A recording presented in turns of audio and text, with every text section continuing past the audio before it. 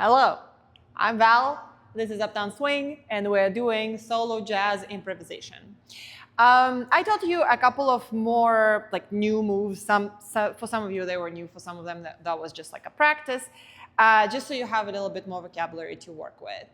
We did hallelujahs. 1, 2, 3, 4, 5, 6, 7, 8. 1, 2, 3, 4, 5, 6, 7, 8. 1. This is how you can switch from one side to the other. We talked about how you want to keep them steps, not just be stuck to the floor. And also here you want to open up and push your hip out and then go back like this.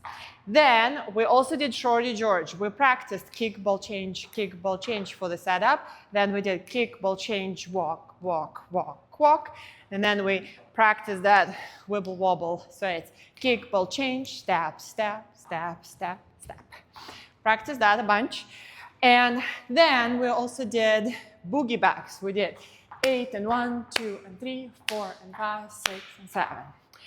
Then we took moves from last week and these moves, and we talked about how you can explore improvisations through changing timing or shape of moves. For example, your normal box step is this. It's all slows. It looks like a box step, but you can go quick, quick, quick, quick, quick, quick, quick, quick, or you can mix them.